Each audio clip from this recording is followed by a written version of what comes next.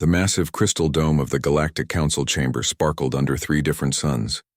Inside, representatives from 47 different alien species sat in their assigned seats. Each species had earned their place through thousands of years of space travel and diplomacy. Each species except one. Ambassador Sarah Chen sat in the smallest chair at the very back of the chamber. Her human uniform looked plain compared to the flowing robes and glittering armor worn by the other ambassadors. She had been coming to these meetings for 5 years now, ever since humanity had finally built their first faster-than-light ships and made contact with the galaxy. Today's meeting was about the new star systems that human explorers had discovered last month.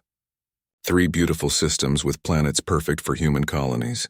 Sarah had submitted the paperwork weeks ago, following all the proper procedures that the Council had taught her. Chancellor Vextar of the Alterian Empire stood at the center podium. His blue skin gleamed as he spoke in his deep musical voice. The Council has reviewed the human request for expansion rights to systems designated as Terra 7, Terra 8, and Terra 9. Sarah leaned forward in her chair. These systems could house millions of humans. Earth was getting crowded, and these new worlds would give her people room to grow and build. However, Chancellor Vextar continued, the Council has decided that these systems are too dangerous for such a young species to manage. The gravitational anomalies and solar radiation require careful handling that only experienced civilizations can provide.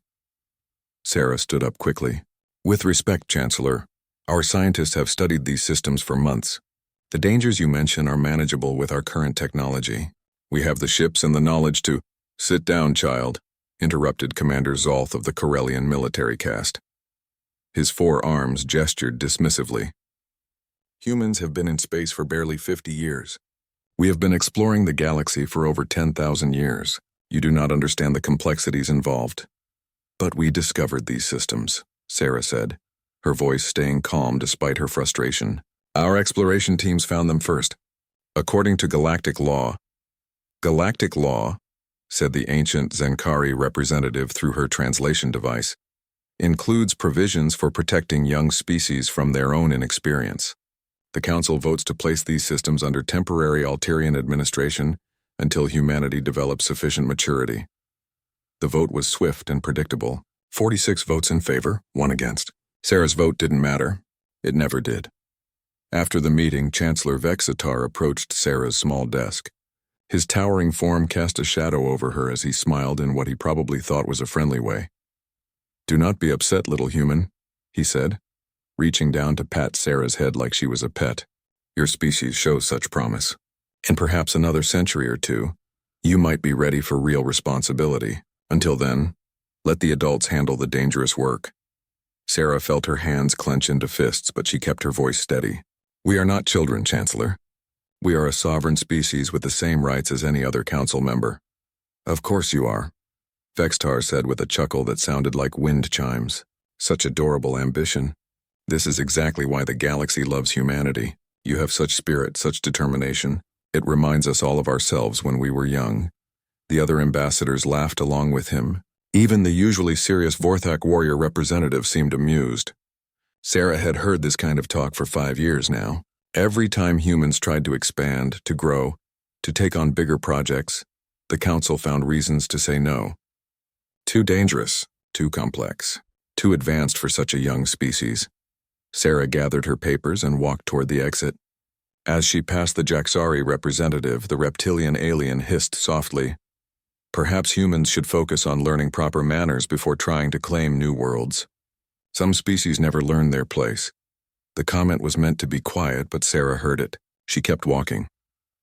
Outside the chamber, Sarah activated her communication device and sent a message to Earth. Her report was simple and direct. The request had been denied. Again. The systems humanity had discovered would be controlled by aliens who had never even visited them. That night, Sarah sat in her small apartment on the council station. She looked out the window at the stars and thought about the conversation she'd had with Admiral Marcus Webb last month.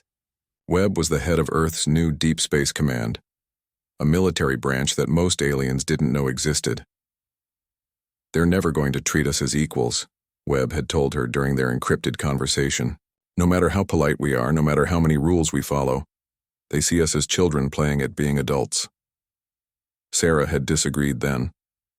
She believed in diplomacy, in working within the system, in proving humanity's worth through patience and cooperation. But after today, after being patted on the head like a good little pet, she wasn't so sure anymore. She opened her secure communicator and sent a message to Admiral Webb. The Terra systems have been denied. Recommend implementing Protocol 7. Protocol 7 was something Webb had proposed months ago, a complete withdrawal from galactic politics. Sarah had thought it was too extreme, too risky. Now she wondered if it might be the only way to get the galaxy's attention. The next morning, Sarah went to her office as usual. She filed her daily reports, answered messages from Earth, and prepared for another day of being ignored by species that considered themselves her betters. But in the depths of space, human ships were already moving. Deep Space Command had been preparing for this moment for months. Admiral Webb had hoped they would never need to use Protocol 7, but he had planned for it anyway. The first ships to disappear were the human trade vessels. They simply finished their current deliveries and then vanished into empty space. Then the diplomatic couriers stopped running their routes. Human scientists quietly left their research stations. Human observers at military exercises made excuses and went home. By the third day, every human outside of Earth's solar system had simply gone away. Sarah was the last to leave. She stood in her office looking at the 5 years of reports she had written, the proposals she had submitted, the careful diplomatic work she had done to try to make humanity's voice heard in the galaxy. All of it had been pointless. She activated the message system one final time and recorded a simple statement. The human diplomatic mission to the Galactic Council is hereby terminated. All human personnel are returning to Earth. Future communications should be directed to our automated systems. Do not attempt direct contact. Then she walked to her ship and left the council station forever. Chancellor Vextar found the message the next morning. He read it twice, then laughed. Typical human dramatics, he told his aide. They'll be back within a month begging us to let them return. Young species are all the same. They throw tantrums when they don't get their way. But as days passed and no human ships appeared anywhere in council space, the laughter began to fade. The humans had actually done it. They had picked up their toys and gone home. The council members told each other it didn't matter. Humanity was just one small species among many. The galaxy had functioned perfectly well for thousands of years before humans arrived. It would continue to function without them. They had no idea how wrong they were. 6 months had passed since the humans had vanished from galactic society. At first, the council members had barely noticed. The Alterian Empire continued its trade routes. The Corellian military maintained their patrols. The ancient Zenkari meditated in their crystal temples.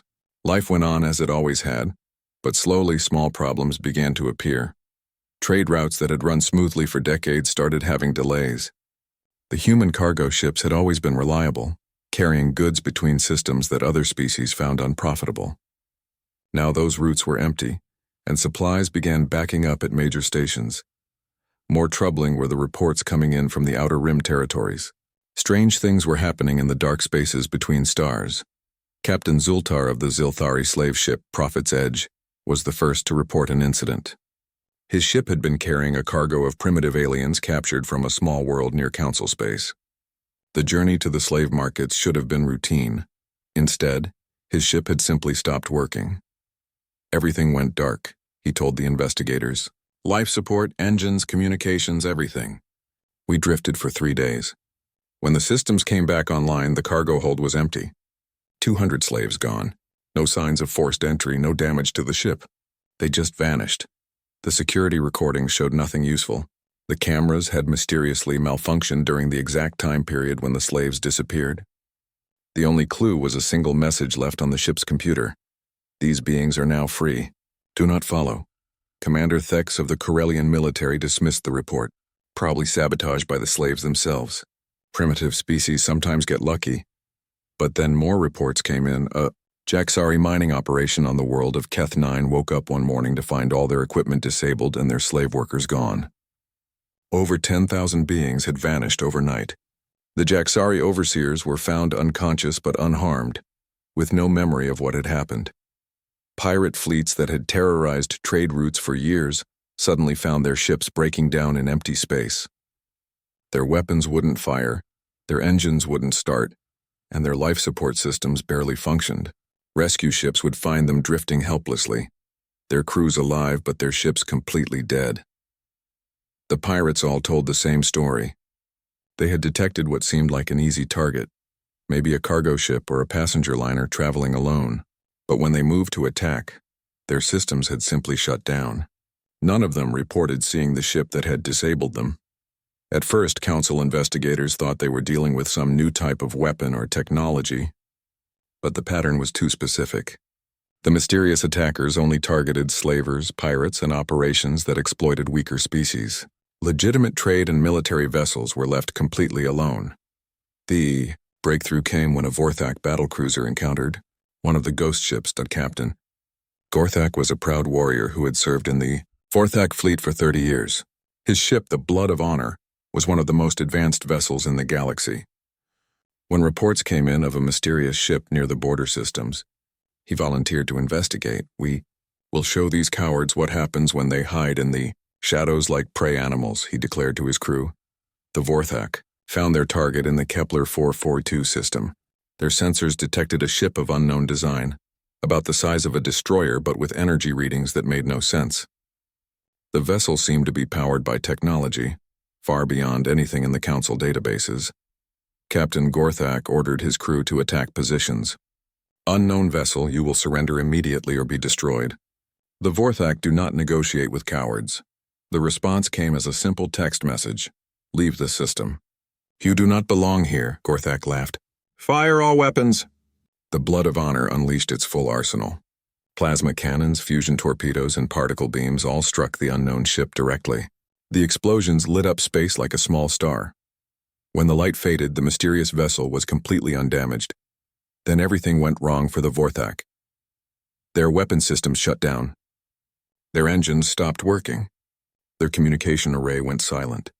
The lights on the bridge flickered and died, leaving the crew in darkness. The only thing that continued working was life support.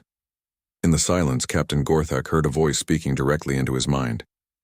It wasn't telepathy like the Zenkari used. It was something else, some kind of technology that could speak to his thoughts. "Your crew will sleep now," the voice said. "When you wake, you will be safe. You will not remember this encounter. Do not return to this system." The last thing Gorthak saw was a blinding white light. The Vorthak battlecruiser was found a week later, drifting near a Council outpost. All crew members were alive and healthy, sleeping peacefully in their quarters. When they woke up, none of them could remember anything about their mission or what had happened to their ship. The ship's computer logs had been completely wiped. The weapon systems were undamaged but somehow reprogrammed with new safety protocols that prevented them from firing on civilian targets. Most disturbing of all, the ship's fusion reactor had been upgraded with technology that the Council's best scientists couldn't understand. Admiral Vexoth of the Corellian military reviewed the report with growing concern. The unknown ships weren't just disabling vessels and freeing slaves. They were demonstrating technology that seemed decades ahead of anything the Council possessed. "Sir," his aide reported, "we've received similar incidents from 17 different sectors. Someone is systematically targeting our more questionable operations." Admiral Vexoth studied the star charts showing where the incidents had occurred. The pattern was clear. Every slave transport, every pirate base, every operation that involved exploiting weaker species had been hit. But regular military and civilian vessels were left completely alone.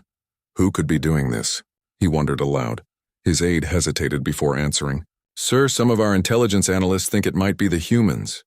"Impossible," Admiral Vexoth said immediately. "Humans barely have faster than light travel. They couldn't have developed this kind of technology in just 6 months. But even as he said it, doubt crept into his mind.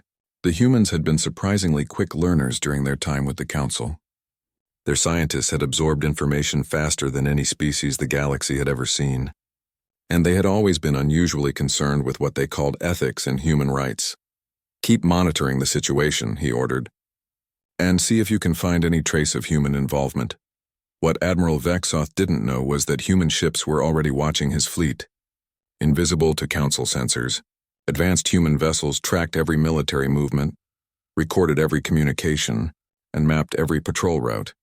Deep in the hidden depths of space, humanity was preparing for something the galaxy had never seen before. Admiral Marcus Webb stood on the bridge of the Prometheus, humanity's first true warship. Around him, displays showed the locations of every Council fleet, every slave operation, and every species that had ever been oppressed by the galaxy's power structure. Phase 2 is complete, his operations officer reported. All targeted facilities have been neutralized. Rescued populations are being transported to the construction sites. Webb nodded. Begin Phase 3. It's time to show them what humans have really been doing for the past 6 months. In the depths of space, massive construction projects that had been hidden from all Council sensors began to emerge from their concealment. The galaxy was about to discover that humanity had not been hiding in fear. They had been building something extraordinary. 1 year after humanity's disappearance, the Galactic Council was finally beginning to understand what they had lost. The first sign of real trouble came from the trade networks. Human cargo ships had carried about 15% of all galactic commerce, but they had specialized in the routes that other species considered unprofitable. Small colonies on distant worlds, research stations in dangerous systems, and trading posts on the outer rim had all depended on human reliability. Now those routes were empty. Supply shortages began appearing across Council space. Medical supplies didn't reach frontier hospitals. Scientific equipment failed to arrive at research facilities. Food shipments to developing colonies simply stopped coming. Why didn't we notice this before? Chancellor Vextar demanded during an emergency council session. Because humans handled all the boring work, admitted Trade Commissioner Yilnak of the Ferox Consortium. The cargo runs that didn't make much profit. The dangerous routes through unstable systems. The deliveries to worlds that couldn't pay premium rates. We let them do it because we thought it was beneath us. But the economic problems were nothing compared to what was happening in the shadows. The systematic liberation of slave populations had escalated, far beyond anything the Council had imagined possible. Entire worlds that had been controlled by slavers were now empty. Not destroyed, not conquered, but simply evacuated. The planet Xerion 4 had been home to the largest slave markets in the galaxy. Over 50 million beings from hundreds of different species had been bought and sold there every year. It was a source of enormous profit for the Jaxari Republic and several other Council members. When the Jaxari arrived for their monthly inspection, they found empty buildings and silent streets. Every slave was gone. Every guard was gone. Even the slave owners had vanished. The only signs of life were automated systems maintaining the infrastructure and a message broadcast on every communication channel. The beings who lived here have been relocated to worlds where they will be free. This planet is now under protection. Do not attempt to resettle or claim it. Similar evacuations were happening across the galaxy. The Corellian military estimated that over 2 billion enslaved beings had vanished from Council space in the past year. It was the largest population movement in galactic history, and no one knew how it was being accomplished. Commander Thex of the Corellian Intelligence Division had been investigating the disappearances for months. His best agents, his most advanced ships, and his top scientists had found almost nothing. The ships responsible for the evacuations seemed to exist only when they wanted to be seen. "Sir," his aide reported, "we may have found something. The research station at Proxima 7 detected unusual energy signatures 3 days ago. It might be one of their ships." Commander Thex dispatched his finest stealth vessel to investigate. Captain Mordak was a specialist in tracking and surveillance. If anyone could catch one of the ghost ships, it would be him. Captain Mordak's ship, the Silent Hunter, approached the coordinates carefully. His sensors detected nothing unusual at first. Empty space, a few asteroids, some background radiation from a nearby star. But then his quantum detection array picked up something strange. "Sir," his sensor operator reported, "I'm reading massive energy signatures, but there's nothing on visual." "Cloaking technology?" Mordak asked. "Negative, sir. This is something else. It's like the energy is coming from empty space itself." Mordak ordered his ship to move closer. As they approached the energy source, reality seemed to shimmer around them. The stars shifted slightly, and suddenly they weren't looking at empty space anymore. Spread out before them was a construction project that defied comprehension. Massive orbital platforms surrounded a star that Mordak didn't recognize from any star chart. The platforms were connected by streams of energy and matter that flowed like rivers of light. Ships moved between the structures, but they weren't like any vessels in the Council databases. And there were millions of beings working on the platforms. Not just humans, but representatives of dozens of species that had supposedly been extinct or lost. Former slaves, oppressed populations, and refugees that the Council had written off as unimportant. "By the ancestors," whispered Mordak's navigation officer. "What is this place?" Before Mordak could answer, his communication system activated on its own. A human voice spoke to them in perfect Corellian. "Captain Mordak of the Silent Hunter, you are observing the construction of New Harmony Station. You are not invited here." Mordak tried to trace the signal, but it seemed to be coming from everywhere at once. "Who are you? How do you know my name?" "I am Admiral Marcus Webb of the Independent Human Collective. We have been monitoring Council activities for some time. You are here to spy on our operations. You're violating galactic law," Mordak declared. "This construction is happening in unclaimed space without Council approval." "The Council has no authority here," Admiral Webb replied calmly. "This system is beyond your territorial limits. And the beings working here came voluntarily after we offered them something the Council never did. Freedom and equality." Mordak's tactical officer was studying the readings from the construction project. "Sir," he whispered, "the energy output from that star is impossible. They're harvesting its entire output. The technology required for that kind of engineering is centuries ahead of anything we have. You see, Captain," Admiral Webb continued, "while the Council was busy maintaining its ancient hierarchies, humanity was learning. Not just technology, but cooperation. Every species you dismissed as primitive or unworthy had something to teach us. Every slave you ignored had skills and knowledge that you wasted." The star in the center of the construction project pulsed with contained energy. Mordak realized that what he was seeing wasn't just a space station. It was a Dyson swarm, something that existed only in theoretical physics papers.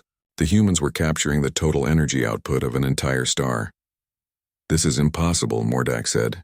"Your species achieved faster than light travel only 50 years ago. You couldn't have developed this technology so quickly." "We didn't develop it alone," Webb replied. "The beings you call primitive taught us stellar engineering. The species you enslaved shared their knowledge of energy manipulation. The refugees you ignored showed us manufacturing techniques your people had forgotten. When you treat people as equals instead of property, they share their secrets willingly." Mordak's sensors were detecting more energy signatures now, other construction projects in different star systems, hidden behind the same reality-shifting technology that concealed this one. The humans hadn't just built one Dyson swarm. They had built several. "Captain," Admiral Webb said, "you will return to the Council and deliver a message. Tell them that humanity is no longer interested in being junior members of their organization. We have built something better. The Council will never accept this," Mordak protested. "They'll mobilize the entire fleet to stop you." "They are welcome to try," Webb replied. "But they should understand that we are no longer the species they dismissed a year ago. We have allies now, powerful allies who remember how the Council treated them." The communication ended abruptly. Mordak found his ship being gently pushed away from the construction site by some kind of tractor beam technology. Within minutes, the Dyson swarm had vanished from his sensors, hidden once again behind whatever technology concealed it. The journey back to Council space felt like a nightmare. Mordak had to report what he had seen, but he knew no one would believe it. Humans building Dyson swarms, primitive species sharing advanced technology, former slaves working alongside their liberators to construct projects that dwarfed anything the Council had ever attempted. It sounded like the fantasy of a mad scientist, but the sensor recordings didn't lie. Humanity had achieved in 1 year what the Council hadn't accomplished in 10,000 years of galactic dominance. They had united dozens of species in a common cause and given them the technology to build something extraordinary. When Captain Mordak's report reached the Council chambers, the reaction was immediate and panicked. Emergency sessions were called. Fleet commanders were summoned. Intelligence agencies were ordered to confirm or deny the impossible claims. But deep down, every Council member knew the truth. They had underestimated humanity so completely that they had driven them to create a rival civilization, and if the sensor readings were accurate, that rival civilization was already more advanced than anything the Council possessed. The galaxy was about to change forever. and the ancient powers that had ruled it for millennia were no longer in control. War was coming, but it wouldn't be the kind of war the Council expected. Humanity had learned from every species in the galaxy, and they had taught those species to work together in ways the Council had never imagined. The student had become the teacher, and the lesson was about to begin. The emergency session of the Galactic Council lasted for 3 days. 47 species that had rarely agreed on anything were now united by a single emotion: fear. Captain Mordak's report had been verified by every intelligence agency in Council space. The sensor recordings were real. The energy signatures were accurate. Humanity had somehow achieved technological advancement that should have taken thousands of years to develop. Chancellor Vextar stood before the assembled representatives, his usual calm demeanor replaced by barely controlled panic. The situation is clear. The humans have become a threat to galactic stability. They have violated every principle of controlled development and proper species advancement. They've stolen our former slaves, raged Senator Crix of the Jaxari Republic. Billions of beings that belong to us legally under Council law. This is an act of war. Admiral Vexoth of the Corellian military activated a holographic display showing fleet positions across the galaxy. I recommend immediate military action. We mobilize everything we have and destroy their construction projects before they become even more powerful. But Counselor Yeath of the ancient Zenkari raised a crystalline hand for silence. We must consider the implications carefully. The humans did not attack us directly. They withdrew from our society and built their own. If we attack them now, we become the aggressors. They kidnapped millions of our property, Senator Crix shouted. How is that not an attack? Because slavery is illegal under the original Galactic Charter, Counselor Yeath replied quietly. We simply chose not to enforce that law when it was profitable to ignore it. The chamber erupted in angry voices. Species that had built their economies on slave labor shouted about their rights. Military representatives demanded immediate action. Trade officials worried about economic collapse. Through it all, Chancellor Vextar felt a growing sense of dread. The humans had outmaneuvered them completely. While the Council had been focused on maintaining power and profit, humanity had been building alliances with every oppressed group in the galaxy. The fleet mobilization will proceed, he announced, cutting through the arguments. We cannot allow this challenge to our authority to stand. Every species will contribute ships and resources to a joint military operation. It took 2 months to assemble the largest fleet in galactic history. 12,000 ships from 17 different species, representing every major military power in the Council. Ancient enemies worked together, driven by their shared fear of humanity's rapid advancement. Admiral Vexoth commanded the armada from his flagship, the massive dreadnought Council's Might. His tactical displays showed formations that stretched across multiple star systems. This was enough firepower to destroy entire civilizations. Target coordinates confirmed, his navigation officer reported. The human construction site is located in the Kepler 442 system. All ships, Admiral Vexoth broadcast to the fleet. Prepare for hyperspace jump. We will arrive in overwhelming force and demand immediate surrender. If they refuse, we will destroy their installations and capture their leadership for trial. The fleet jumped through hyperspace together, creating an energy signature that could be detected across half the galaxy. It was meant to be a show of force, a demonstration that the Council's power was absolute. They emerged from hyperspace expecting to find a few hidden space stations and some stolen ships. What they found instead made every captain in the fleet question their own sensors. The Dyson swarm had grown. What Captain Mordak had described as massive orbital platforms was now a complete shell around the star. Millions of interconnected structures formed a sphere that captured every bit of energy the star produced. The engineering required was beyond anything the Council had imagined possible. But that wasn't the most shocking discovery. The space around the Dyson swarm was filled with ships.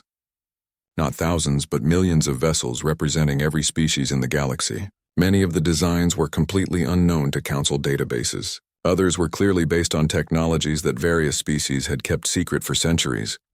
Admiral, his sensor operator reported in a shaking voice, I'm detecting at least 3 million active ships in the area. Energy signatures indicate weapons and defensive systems far beyond our current capabilities. Admiral Vexoth stared at the tactical display in disbelief. The humans hadn't just built a Dyson swarm. They had created a fleet that outnumbered the entire Council Navy by a factor of 100.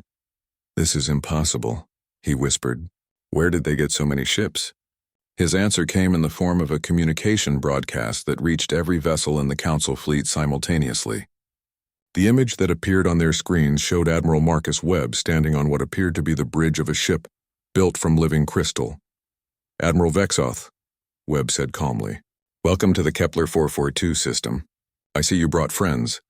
"Admiral Webb," Vexoth replied, trying to keep his voice steady, "you are in violation of numerous galactic laws. I demand that you surrender immediately and submit to Council authority." Webb smiled. "I'm afraid that's not going to happen, Admiral. You see, we're no longer part of your Council. We've built something better." The camera angle shifted to show the interior of Webb's ship. The bridge was staffed by representatives of dozens of different species, all working together with a coordination that the Council had never achieved. Humans worked alongside beings that the Council had classified as extinct, primitive, or unworthy of membership. "You're wondering how we accomplished this so quickly," Webb continued. "The answer is simple. We listened. While you dismissed the knowledge of lesser species, we learned from them. The Altarans taught us stellar engineering before you drove them to extinction. The Keith showed us energy manipulation before you enslaved them. The Yilani shared their shipbuilding techniques before you classified them as unworthy of Council membership." Admiral Vexoth felt his blood turn cold.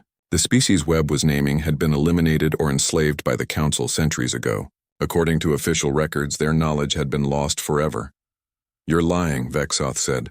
"Those species are gone." "Their technology was primitive, is it?" Webb asked. The camera switched to an external view showing one of the ships in the human fleet. It was clearly built using Altaran crystal-growing techniques that the Council had thought were extinct. "We've spent the last year gathering survivors from every species you've oppressed. They were eager to share their knowledge with people who treated them as equals instead of property." The tactical display on Vexoth's ship was updating rapidly as more and more ships became visible around the Dyson swarm. The human fleet wasn't just large. It was organized using combat formations that combined the best tactical knowledge of dozens of different species. "Admiral," his communications officer reported, "we're receiving surrender demands from 17 different directions. They have us completely surrounded." Vexoth looked at his displays in growing horror. The Council fleet was trapped in the center of a sphere formed by millions of enemy ships. Weapons that read as far beyond Council technology were trained on every vessel in his armada. "You cannot seriously think you can defeat the combined fleets of the Galactic Council," Vexoth said, desperation creeping into his voice. "Admiral," Webb replied, "we don't want to defeat you. We want to replace you." The communication continued, but now the speaker was different. A being that Vexoth recognized with shock as an Altaran, a species that was supposed to be extinct. "People of the galaxy," the Altaran said, "for too long, you have lived under the rule of species that claim authority through age rather than merit.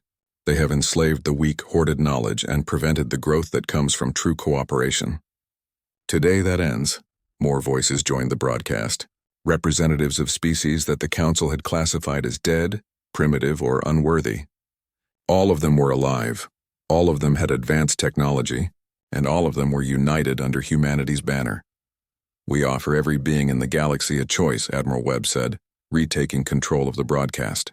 "Continue to serve masters who see you as property or resources to be exploited. Or join us in building a civilization based on cooperation, equality, and shared growth."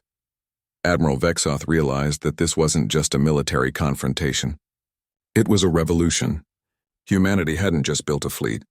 They had created an alternative to everything the Council represented. "Admiral," his tactical officer whispered, "our ships are reporting system malfunctions. Weapons offline, engines at minimum power. It's like they're being controlled remotely." On the screen, Admiral Webb nodded as if he had heard the report. "We're not going to destroy your fleet, Admiral. That would make us no better than you. Instead, we're going to send you home with a message." Every ship in the Council fleet found itself gently turned around and pushed away from the Dyson swarm by invisible forces. Their weapons remained offline, but their life support and communication systems functioned perfectly. "Tell the Council," Webb said as the image began to fade, "that their age is over. The galaxy belongs to everyone now, Not just the oldest and strongest. We'll be in touch soon to discuss the new arrangement. The communication ended, leaving the Council fleet drifting helplessly away from the human construction project. 3 weeks after the humiliating retreat of the Council fleet, emergency sessions were being held in capitals across the galaxy. The ancient powers that had ruled for millennia were facing a crisis they had never imagined possible. Chancellor Vexitar sat alone in his private chambers on the Alterian homeworld, staring at reports that painted a picture of complete collapse. The carefully maintained balance of power that had kept the Council stable for thousands of years was crumbling. His aide entered quietly, carrying yet another stack of urgent communications. Chancellor, we have received formal withdrawal notices from 8 more species. They are requesting to join what the humans are calling the Independent Collective. Vexitar didn't look up from his desk. In the past 3 weeks, nearly half the Council's member species had announced their intention to leave. Not the major powers like the Alterians or Corellians, but the smaller species that had always been outvoted and ignored. Let me guess, Vexitar said wearily. The Ferox, the Nimbari, and the Helian Confederation? Among others, yes, sir. They cite the collective's promise of equal representation and shared technology as reasons for their departure. Equal representation.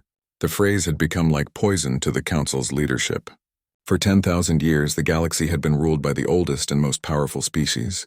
Younger civilizations were given token membership, but no real voice in galactic affairs. Now humanity was offering something the Council had never considered. A government where every species had an equal vote, regardless of age or military power. Sir, his aide continued hesitantly. There's something else. We've received a communication from Admiral Webb. He's requesting a formal meeting with Council leadership. Vexitar finally looked up. A meeting? After humiliating our entire fleet? The message says they want to discuss the peaceful transition of galactic governance. They're offering to meet at a neutral location. The irony wasn't lost on Vexitar. The humans were being more diplomatic now than the Council had ever been with them. They could have simply destroyed the Council fleet and declared victory. Instead, they were offering to negotiate. What does Admiral Vexoth recommend? Vexitar asked. The Admiral believes it's a trap. He wants to rebuild the fleet and attempt another attack. Vexitar shook his head. With what ships? Half our member species have withdrawn their fleets. The other half are too frightened to leave their home systems. The truth was even worse than Vexitar wanted to admit. Intelligence reports suggested that the human collective now controlled more than 70% of the galaxy's inhabitable worlds. Not through conquest, but through voluntary alliance. Species after species was choosing to join the humans rather than remain under Council rule. Schedule the meeting, Vexitar decided. We need to understand what we're really facing. The meeting was held in the neutral Proxima Station, a trading post that had served as a diplomatic venue for centuries. Vexitar arrived with a small delegation including Admiral Vexoth and representatives from the major Council powers. Admiral Webb came alone. He walked into the conference room wearing a simple human military uniform, carrying no weapons and accompanied by no guards. He looked exactly like the minor diplomat the Council had dismissed 2 years earlier. Chancellor Vexitar, Webb said politely, offering a traditional Alterian greeting. Thank you for agreeing to meet. Admiral Webb, Vexitar replied stiffly. You wish to discuss terms for our surrender? Webb smiled and shook his head. Actually, I wanted to offer you membership in the collective. The Council delegation stared at him in stunned silence. Admiral Vexoth was the first to speak. You're offering us membership after everything that's happened? Why not? Webb asked, sitting down at the conference table as if this were a routine trade negotiation. The collective believes in including everyone who wants to participate, even former enemies. But we enslaved millions of beings, Senator Crix protested. We oppressed entire species. We treated your people like children. Yes, you did, Webb agreed calmly. And those actions have consequences. Species that were harmed by Council policies will need to be compensated. Systems that were taken from their rightful inhabitants will need to be returned. But punishment isn't the goal here. Progress is. Chancellor Vexitar leaned forward. What exactly are you proposing? Webb activated a holographic display that showed the current state of the galaxy. Green areas represented worlds that had joined the collective. Yellow areas showed neutral territories. Red areas indicated the remaining Council strongholds. The galaxy has already chosen, Webb said simply. 83% of inhabited systems have requested membership in the collective. They want representation, equality, and access to the advanced technologies we've developed together. Advanced technologies, Admiral Vexoth said suspiciously. Technologies that should have taken millennia to develop. Which brings us to the real lesson here, Webb replied. The Council's biggest mistake wasn't treating humans badly. It was wasting the potential of billions of intelligent beings across the galaxy. Webb gestured to the hologram, which zoomed in to show various collective worlds. Each one displayed incredible technological and social advancement. When the Alterans were driven to near extinction, their survivors retained knowledge of stellar engineering that your scientists can't even understand. When the Keth were enslaved, they never forgot their mastery of energy manipulation. Every species you dismissed or oppressed had something valuable to contribute. The humans just gave them a platform to share it, Webb continued. We treated them as equals, listened to their ideas, and combined their knowledge with our own adaptability. The result is advancement that benefits everyone. Vextar studied the displays showing former slave worlds transformed into centers of learning and innovation. And you want us to be part of this? If you're willing to accept the terms, Webb said. Full representation for all member species. No slavery or forced labor anywhere in collective space. Open sharing of technology and knowledge. Democratic decision-making on all major policies. Democratic? Admiral Vexoth laughed bitterly. Do you have any idea how chaotic that would be? How can primitive species have the same voice as advanced civilizations? Webb's expression didn't change. The same way a 50-year-old spacefaring species convinced the galaxy to abandon 10,000 years of tradition, Admiral. Good ideas don't care about the age of the species that thinks of them. The silence that followed was broken by an aide entering the room. Chancellor, she whispered to Vextar. Urgent news from the homeworld. The Corellian Empire has just announced its intention to join the collective. Admiral Vexoth went pale. The Corellians were one of the most powerful military forces in Council space. If they were switching sides, the Council had no hope of military resistance. How? Vexoth demanded. The collective offered them something we never did, Webb explained. Partnership instead of competition. The Corellians are warriors, but they're tired of fighting pointless wars to maintain somebody else's power structure. We offered them the chance to use their skills to protect the weak instead of oppressing them. Chancellor Vextar looked around the table at his delegation. These were beings who had ruled the galaxy for longer than human civilization had existed. Now they were being offered junior membership in an organization run by a species they had considered too young for real responsibility. What guarantee do we have that humans won't simply become the new masters? He asked. Webb stood up and walked to the window overlooking the busy station. Ships from dozens of species were docked outside, trading and cooperating in ways the Council had never achieved. Look around you, Chancellor. Humans are already a minority in our own collective. We have representation proportional to our population, just like everyone else. The president of our council this term is a Yelani. Our chief scientist is a former slave from Zerion 4. Our military commander is Corellian. But you started this, Vextar protested. You created the collective. We started it, but we don't control it, Webb replied. That's the difference between leadership and dominance. We showed people a better way and they chose to follow it. Now they're improving it in ways we never imagined. Webb returned to the table and looked directly at each council representative. The question isn't whether you'll join the collective, Chancellor. The question is whether you'll join it willingly as partners, or wait until your remaining worlds vote to leave the council anyway. Over the next 6 hours, the details were worked out. The Galactic Council would officially dissolve within 1 year. Former council worlds could choose to join the collective or remain independent. War crimes trials would be held for the worst offenders, but the focus would be on restoration rather than punishment. Most importantly, every species would have an equal voice in the new galactic government, regardless of age, size, or military power. As the meeting concluded, Chancellor Vextar found himself shaking hands with the human admiral, who had destroyed everything his people had built. I have to ask, Vextar said quietly, did you plan all this from the beginning? Webb considered the question seriously. We planned to leave your council and build something better. We didn't plan to replace your entire civilization. That happened because the galaxy was ready for change.